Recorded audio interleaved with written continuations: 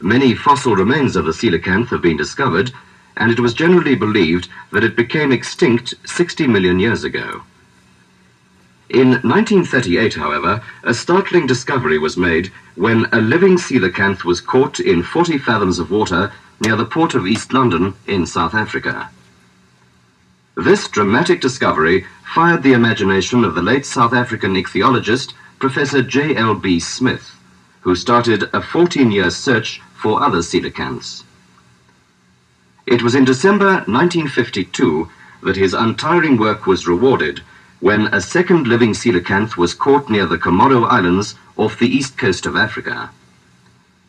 Professor Smith made the dramatic announcement of this discovery in a speech in Durban on the 17th of January 1953. Here is an archive recording of that speech in which Professor Smith recalls the events which led to this notable achievement. It is my astounding privilege to announce to the world the discovery of a second coelacanth. This all started 14 years ago. No, of course, I am wrong. It really started 300 million years ago, for that is the time that scientists estimate as the first appearance of the coelacanth fishes on Earth. These rather curious fishes were evidently a vigorous line, for they flourished and multiplied, their fossil remains being found over a great area, and they kept on almost unchanged for a far longer period than any other type of creature we know. After about 200 million years of existence, they began to decline in numbers, and there are no fossil remains in rocks less than 60 to 70 million years old. Scientists therefore assumed without question that this powerful and ancient line had become extinct about that time. It can therefore be well understood, and many of you will remember something about it, that the discovery of a living 5-foot undoubted coelacanth near East London in South Africa in 1938 was the greatest shock to scientists everywhere. And their excitement was so great that the man in the street was infected too, so that the South African coelacanth became probably the best known biological curiosity in the world. It was discovered on the 23rd of December 1938 and was kept for me to examine and identify. But the unfortunate dislocation of normal life by the Christmas holidays eventually resulted in the loss of all the flesh and skeleton of this wonder fish, though the head and skin were almost intact. Can you imagine a more tantalizing situation? Here had been found this wonderful, almost incredible relic of a past so remote as to be almost beyond the grasp of the ordinary mind. It was almost exactly like its early ancestors, and we were by such unfortunate circumstances prevented from being able to find out what most of its body and organs were like. It therefore became more than normally desirable, really imperative to find more, even one would do. The first thing that struck me was that this East London coelacanth was most likely a stray. I know fish and can tell with reasonable certainty from the appearance and shape of a fish both its habits and a good deal about where it is likely to live. That coelacanth looked to me like a fish that moved quietly about reefs, the kind of fish that would catch its food by stealth and cunning. Its body shape shows clearly that it is not speedy.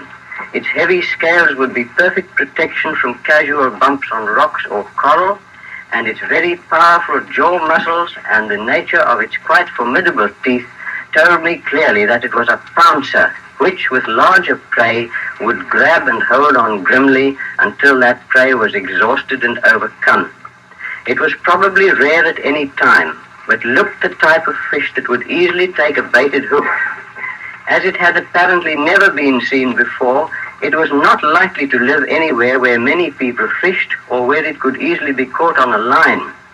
This to me said clearly, moderately deep water with rough rocky bottom washed by a strong current and probably rough or dangerous seas. For with such conditions, bottom line fishing is almost impossible. No coelacanth had ever been caught before in any trawl net, and the East London area has been swept by trawlers very thoroughly for very many years. The type of habitat I have outlined would also be consistent with its not being caught normally by trawlers, for they could never operate with such a bottom. I have outlined the conditions under which I believe that coelacanths are likely to live. It could hardly be somewhere too remote like Alaska or Iceland. My mind at once turned to the vast reef system of East Africa, and there, over thousands of miles, are to be found the very conditions I have outlined. Further, one of the places where numbers of coelacanth fossils have been found is Madagascar, and the whole coast of Madagascar and of all the islands off East Africa is just a series of reefs of the type I could not help feeling would be just right to hunt for coelacanths. So I turned my eyes and my mind towards Madagascar and said many times that our hope lay there. In 1939 the war came, and most scientists had to mark time until that madness wore itself out. All during this time my mind was busy on the coelacanth, and as soon as things began to clear, I set about trying to organize an expedition to East Africa and Madagascar to hunt for more coelacanths. In the end, all our plans came to naught. I was determined to continue, but had no funds for any big venture. After long thought, I decided to prepare a leaflet giving a picture of the coelacanth and a brief account of it in English, French, and Portuguese, thus covering the major languages of East Africa. Without great difficulty, I persuaded my university and the South African Council for Scientific and Industrial Research each to offer £100 reward for the first 2 coelacanths to be found, and this was stated in the leaflet. I then had printed many thousands of the leaflet, and it was distributed by various means over the whole long coastline of East Africa. Since that time, my wife and I have covered a vast area of that coast in our work, always doing coelacanth propaganda.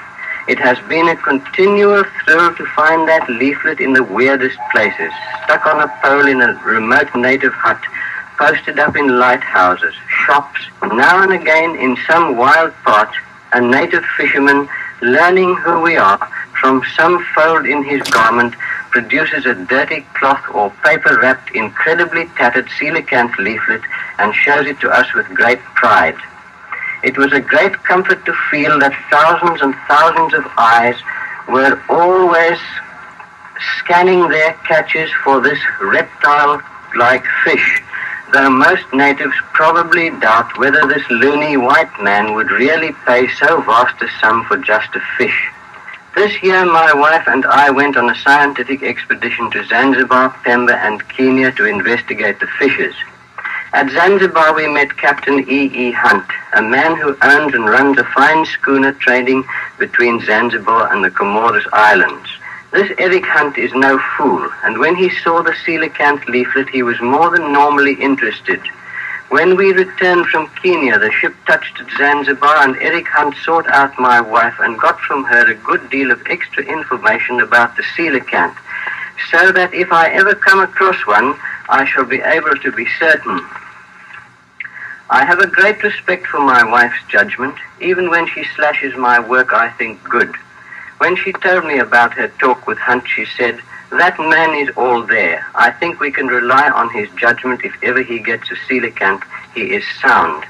As he said goodbye to her at the steps of the landing stage of Zanzibar on the 13th of December 1952, he said, "Okay, Mrs. Smith, when I find a coelacanth, I'll send you a cable." One need hardly guess that both of them smiled with amusement, and yet 10 days later he sent just that very cable. My wife and I have been baking and stewing in tropical heat for 5 long months, and we wanted to get home. Our ship had reached Durban. A pressman had got me in a corner when an officer came with an urgent telegram, one of many at that time. I finished what I was saying and then opened the telegram. My heart turned right round, or it felt like that, for 2 words leapt to my eyes: coelacanth and Hunt. My wife was looking at me as I got up, dizzy from reaction, and tried to read the telegram of dancing letters. I said coelacanth, and she jumped to her feet. The message came from Zuadzi, one of the Comoros Islands, and from Hunt, a 5-foot coelacanth. Then my brain got to work. The Comoros are remote and primitive. No refrigeration. Did Hunt have formalin? My wife said he should have some.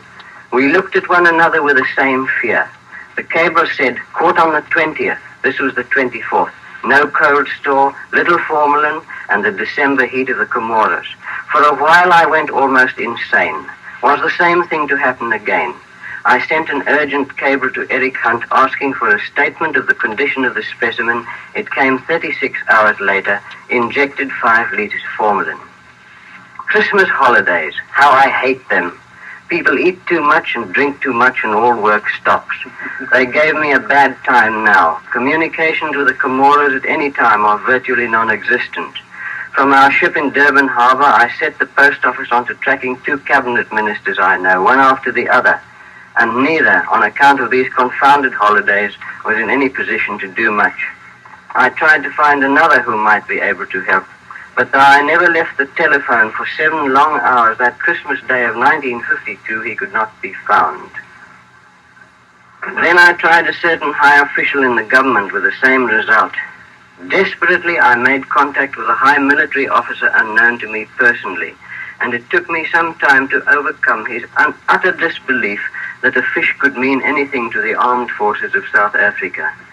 But even so, he could do nothing without authority from higher up. I was almost frantic. And then as a climax, a cable arrived which made it plain that unless I appeared in person to claim this fish, it would be lost to my country. I sought the aid of Dr. Vernon Shearer, MP of Durban, and eventually, after overcoming one line of defense after another, late on the night of the 26th of December 1952, he was able to speak to Mrs. Malong, wife of our Prime Minister. He was resting at the Cape Seaside Resort and already in bed was on no account to be disturbed. His good lady asked for a brief account of the matter, which she said would be given to the Prime Minister next morning. Once more time was passing, and somewhat despairingly I sat to drink some tea which our kind hostess had prepared, my mind far away in the Comoros Islands. The telephone went, Dr. Shearer went, and almost at once his excited voice called me urgently, and I went. Dr. Malong wished to speak to me, and at his request I gave this amazing man an outline, stressing that I could not be sure it was a coelacanth, but that of all the laymen I knew, Eric Hunt was in the best position to know a coelacanth. As soon as I had finished, Dr. Malong said he could see that it was important and urgent. It was impossible to do anything so late at night, but he would next morning make contact with his Minister of Defense and ask him to allocate a plane to take me to the fish. We waited next morning. I left the ship, and at noon my wife went on down south. We then heard that the critical telephone system had broken down. But at 3 p.m. I was informed that all arrangements had been made and a plane would come from Pretoria early next morning to take me north to certain heat and to an uncertain coelacanth. We left Durban Airport at 7 a.m., little me in a big Dakota with 6 huge South African Air Force officers, all somewhat astonished at this quest. Once the initial reserve wore off and I was apparently human, they bombarded me with questions, and eventually they got hold of it and became my firm allies in what had seemed an insane adventure. We refueled at Lorenzo Marx and Limbo, where we slept. I asked for a 4 a.m. departure. They all groaned, so we made it 4:30 and got away then. I sat and sweated in a May West vest as we flew over a blue sea and terrifying cumulus clouds that our commander eyed with more apprehension than he wanted me to see.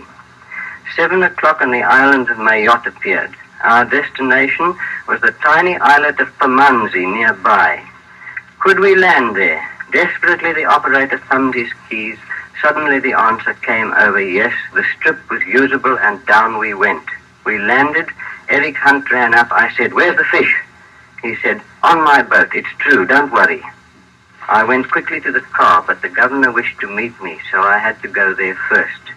Unable to accept the luscious food and drink so freely offered, my mind was elsewhere. Eventually we got away, and there on the deck, swathed in cotton wool, was the fish. I could not bring myself to touch it, and I asked them to open it, and they did. And I knelt down to look, and I'm not ashamed to say that after all that long strain, I wept. For it was true. It was a coelacanth, and what was more wonderful, a species different from that of 1938. Another coelacanth. It was more than worth all that long strain. Eric Hunt told me the story. A line fisherman, Ahmad Hussein, at the village of Dumoni on the island of Anjouan, was fishing in 20 meters of water about 200 yards from shore and caught a large fish on the evening of the 20th of December 1952. He took it home. Fortunately did not clean it. Thank God for native indolence. And next morning took it to the market. As the fish was being sold, a native came up, looked at it, and said urgently, "Don't sell that. This is the fish Bwana Hunt was telling us about," and showed the paper. "There is much money." So the fish was carried that long, hot day 25 miles over difficult mountainous country right across the island to a village called Mutsamudu, for they had been told that Eric Hunt's vessel was there. He first saw it at 5 p.m. that day and recognized it immediately as a coelacanth, and it was going bad fast. He had no formalin, only salt. My wife had said to him, "If you have no formalin, for heaven's sake use salt." He ordered the natives to make cuts to put in salt, and most unfortunately they sliced it open all along the body, but no part was lost, and then they covered it with a heap of salt. Hunt set out at once for Pamanzi, and once there enlisted the aid of Dr. Lacouture, Director of Medical Services, and got a syringe and 5 liters of formalin, which he injected all over the fish. Then he sent his cable. And so there was the fish, smelly, but the soft parts all there and in good order. Hastily we completed our formalities with no French politeness. I sent cables to my wife and the Prime Minister, and we left at 10 a.m., refueled at Lambo, and set off down south with the coelacanth and its smell and away from the heat. Heavy cloud made us fly low, and so we did not touch down at Durban until about 9 p.m. But I was terribly thankful to be in my own country with that fish. In the island, I thanked the French authorities for their cooperation, but I also told them that if that fish had been found on the steps of their Governor-General, I would have gone to claim it, because ethically it was mine. It had come as a result of these 14 years of hard endeavor. Professor Smith, one question, please. Have you named this fish at all? It is my present intention, subject to further study, to name it first in honor of the Prime Minister, and secondly to commemorate the locality. And the name I have in my mind, but that is to be confirmed, is Melonia anjuane, the new coelacanth. Well, thank you, sir. And may I say on behalf of South Africa how much we congratulate you and how proud we are for you. Thank you, and I say again publicly, as I've said to him personally, we owe a very great debt to our Prime Minister for his foresight in providing a harebrained scientist with a plane to go and look for a dead fish. Thank you, sir. Thank you.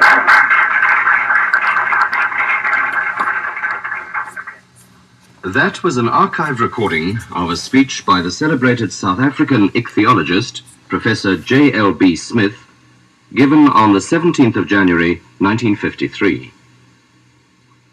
His wife, who was intimately associated with the work of her late husband, now tells of further developments in this field since that time. Well, all this happened in 1952, Mrs. Smith. What happened after that? Well, you realize that this professor had set himself to find the home of the coelacanths. Finding one coelacanth didn't mean that that was the home, because the East London one was astray. So finding that one, the second coelacanth at the Comoros, didn't prove that they lived there. I asked him at that time what he was going to do if a third coelacanth was not found. was he going to do all the anatomical work himself? He said he could have done it, but it would have meant abandoning all his own work. And I remember so clearly, he said, you know, the coelacanth, the East London coelacanth, has given me more than any one man has a right to expect in his lifetime. For me to do the anatomical work as well on the second one would just be plain greed. He said this should be worked on by a team of comparative anatomists, a man who's worked on the heart all his life, heart of amphibians, heart of birds, heart of mammals, should work on the coelacanth's heart. Mrs. Smith, why was it so important to examine the anatomy of the second coelacanth? Well, the coelacanths go back more than 300 million years ago, and they are closely related to our ancestor, Ripidistia. In those early days, there was no life on land except insect life. And our ancestor, Ripidistia, crawled out of the waters, of course having that spark of curiosity and development, and turned eventually into an amphibian and finally into mammals. But the coelacanth had retained the external structures unchanged for all these millions of years. It was quite reasonable and logical to assume that it had retained the soft parts, more or less unchanged. So to be able to examine the heart of a coelacanth, we could look right back and see what the heart was of our ancestor of 350 million years ago. Mm-hmm. And this has proved to be the case. So how many coelacanths have they caught since then? Well, they caught the first one, at least this would be the third one, on the 19th of September 1953. I'll never forget that date, because on that date our responsibility for the coelacanths ended. From then on the French took it over. They stopped telling us how each time they caught a coelacanth. They did it for about 8 or 10, and then certain scientists, including the professor, got a little bit restive that they were paying the natives to kill coelacanths. They felt a special effort should be made to catch them and keep them alive, and enough would die from that for science to use them, but merely to pull them up and kill them and give them rewards for that was rather dreadful.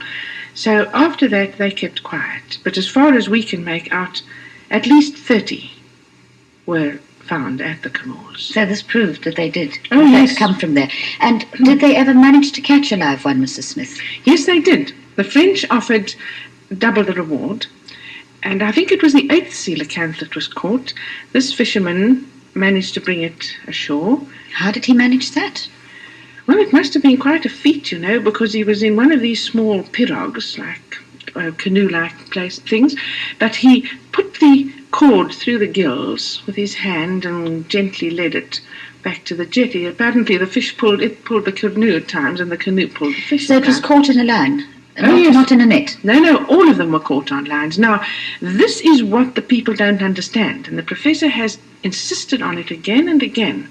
When you catch a big fish on a line and you get it up to the boat, it is exhausted mentally and physically. Your chance of getting that fish to revive is a very slight one. A fish that's been gashed by a spear and horribly wounded sometimes has far more chance of surviving. So that this is where the French, for example, said that it would be impossible to keep coelacanths alive because this one only lived for 12 hours. What they did was they followed the professor's suggestion, which he made earlier, that if there was no aquarium available, to submerge a lifeboat and put the coelacanth in this homemade aquarium. They did this, but the whole island went crazy, and they had the dance to end all dances. And believe me, I've lived through some of these dances only just, and they're enough to kill a human being. What the poor fish had to put up with, I don't know. And they kept on lifting the tarpaulin and flashing lights on it. Well, I mean, the animal was in strange surroundings. It had had a terrible battle. It was inevitable that the thing should die. The treatment it received. You see, why are we so sure that a coelacanth could be kept alive in an aquarium is the East London coelacanth was caught in a net in East London in midsummer, as hot as you can possibly have anything without water, and it lived on that deck for 3 hours. So you're not going to tell me that an animal that can retain that amount of life in it could not be made to live in an aquarium. So one day we will have a coelacanth swimming around in an aquarium. In his broadcast, the professor mentions a few of the questions that we wanted answered. And I think perhaps one of the most interesting, in some ways the most disappointing, was that the coelacanth does not produce its young alive. We thought that it did because a fossil had been found in Britain where there were 2 coelacanths lying inside what looked like, I suppose it had been superimposed, you see, on the bigger fossil, and they thought they were embryos. But the coelacanths nowadays most certainly do not produce their young alive. They produce eggs, very much like hen's eggs. In other words, they don't lay millions of eggs like a cod does, but they produce 1 egg at a time. What's the biggest coelacanth that's ever been caught, Mrs. Smith? What size is it? 6 foot. That's quite a size, isn't it? And the smallest one, if I remember correctly, was 4.5 feet. That's the real trouble with coelacanths, they are so huge. And the structures inside the coelacanth are really fascinating. They do go back to extremely primitive conditions. For example, it's got no backbone as we know it. It's got what's known as a notochord, in other words, just a cartilage tube from the front of the animal right down to the back. It's a real fathead, you know that? It's got quite a big cavity with a brain cavity, but instead of all that being filled with brain, it isn't. It's filled with fat. And there's a tiny little brain, a minute little brain. The snout, at least the head, the cranium, is hinged. The heart is more primitive than a shark's. It's as primitive as some embryonic hearts, just forming a little S. The pituitary gland, which the zoologists suspected had 2 origins, one in the brain and one in the palate. In the coelacanth, it's got the 2 distinct parts joined by a long, fibrous tube almost, showing clearly that what the zoologists had anticipated was correct. It's too extraordinary to see these particular structures in the flesh, as it were, things that they had deduced, or to find them in the flesh like that. I think that's been one of the most thrilling parts of the coelacanth, certainly of the subsequent coelacanths. To me, the most thrilling part of the first coelacanth was to prove that paleontologists' deductions were remarkably accurate. They could be so accurate in interpreting the fossils of coelacanths, of fishes which they never ever expected to see. Well, then I have a lot of faith in their other deductions and other reconstructions. Thank you, Mrs. Smith. It's been a very great pleasure. You've been listening to a program on the coelacanth, the story of a living fossil as told by the late Professor JLB Smith and his wife. This was a presentation of the Overseas Transcription Service of the South African Broadcasting Corporation.